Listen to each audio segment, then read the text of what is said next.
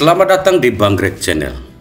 Pada video kali ini kita akan membahas tentang pengaruh pendidikan dalam distribusi kekuasaan.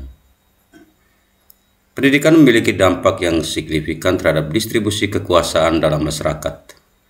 Pendidikan bukan hanya sekadar proses transfer pengetahuan, tetapi juga alat yang efektif untuk membentuk kesadaran sosial, menciptakan kesempatan ekonomi, dan mendorong partisipasi politik. Setiap aspek ini saling terkait dan berkontribusi pada pengurangan ketidaksetaraan serta pengembangan kepemimpinan yang mampu menciptakan inovasi dan perubahan sosial.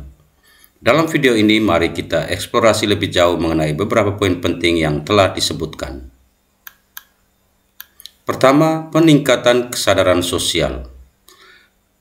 Pendidikan meningkatkan kesadaran individu tentang hak dan kewajiban mereka dalam masyarakat.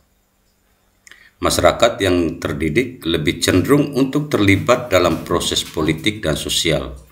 Peningkatan kesadaran merupakan salah satu dampak pendidikan yang paling mendasar.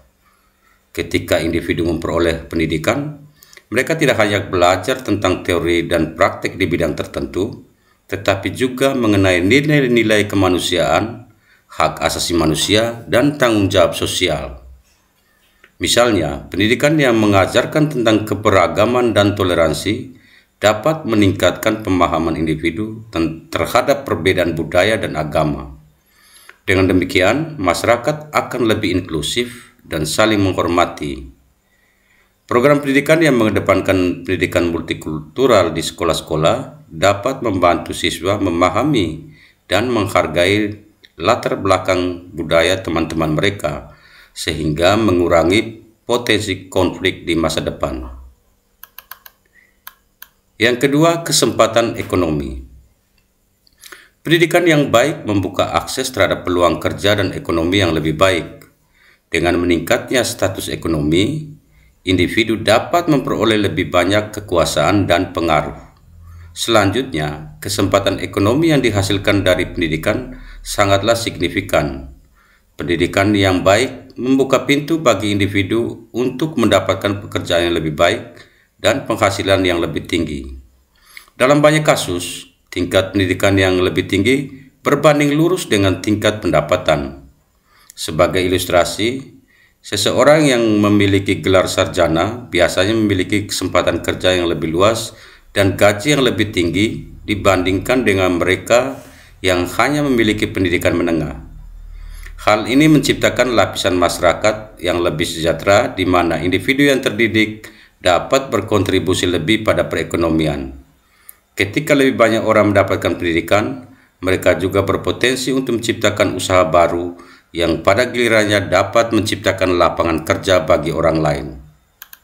Yang ketiga, partisipasi politik. Individu yang terdidik lebih aktif dalam kegiatan politik seperti pemilu dan organisasi masyarakat. Pendidikan membantu orang memahami isu-isu politik dan mengambil keputusan yang lebih baik. Partisipasi politik juga sangat dipengaruhi oleh tingkat pendidikan. Individu yang terdidik cenderung lebih aktif dalam proses politik, baik sebagai pemilih yang berpartisipasi dalam pemilu maupun sebagai anggota organisasi masyarakat sipil. Pendidikan memberikan pemahaman yang lebih baik mengenai hak dan kewajiban sebagai warga negara, serta cara untuk terlibat dalam pengambilan keputusan. Sebagai contoh, penelitian menunjukkan bahwa pemilih dengan tingkat pendidikan yang lebih tinggi lebih cenderung untuk memberikan suara dalam pemilu. Hal ini menunjukkan bahwa pendidikan tidak hanya membekali individu dengan pengetahuan, tapi juga mendorong mereka untuk berperan aktif dalam demokrasi. Dengan meningkatnya partisipasi politik, kekuasaan dalam masyarakat menjadi lebih terdistribusi, karena lebih banyak suara yang didengar dan diwakili. Yang keempat, pengurangan ketidaksetaraan. Pendidikan dapat mengurangi kesenjangan antara kelompok sosial yang berbeda. Dengan pendidikan yang setara, distribusi kekuasaan dapat menjadi lebih adil. Pengurangan ketidaksetaraan adalah dampak yang lain yang tak kalah penting dari pendidikan.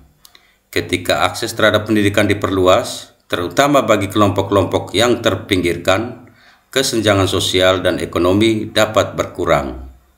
Misalnya, program beasiswa dan pendidikan gratis untuk anak-anak dari keluarga yang kurang mampu dapat memberikan mereka kesempatan yang sama untuk belajar dan berkembang.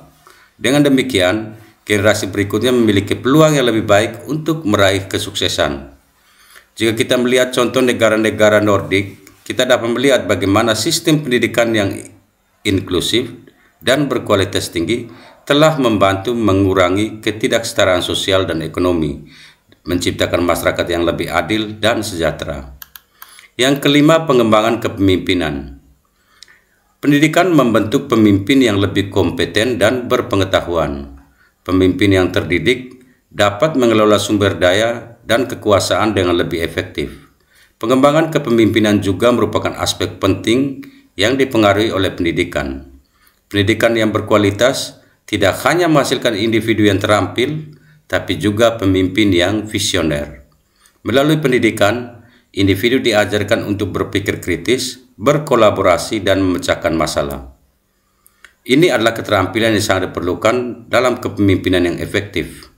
Sebagai contoh, banyak program pendidikan tinggi yang menawarkan pelatihan kepemimpinan, di mana mahasiswa diajarkan untuk memimpin proyek, berkomunikasi secara efektif, dan membangun tim.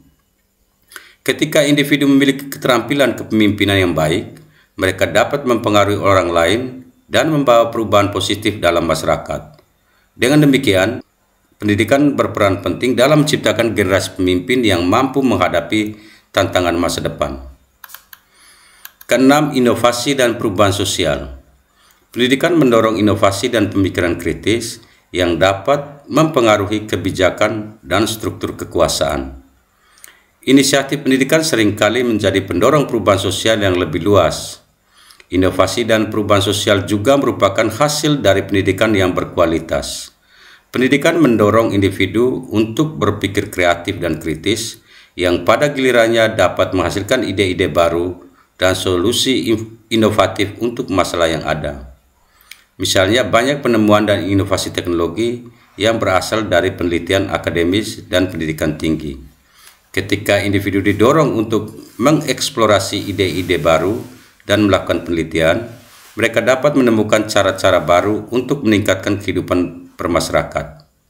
Perkembangan teknologi informasi dan komunikasi telah mengubah cara kita berinteraksi, bekerja, dan belajar. Pendidikan yang mendukung inovasi ini sangat penting untuk memastikan bahwa masyarakat terus berkembang dan beradaptasi dengan perubahan zaman. Sebagai kesimpulan dari video ini adalah bahwa pendidikan berperan penting dalam membentuk distribusi kekuasaan dalam masyarakat. Dengan meningkatkan akses dan kualitas pendidikan, kita dapat menciptakan masyarakat yang lebih adil dan berdaya. Secara keseluruhan, pendidikan memiliki dampak yang luas dan mendalam terhadap distribusi kekuasaan dalam masyarakat.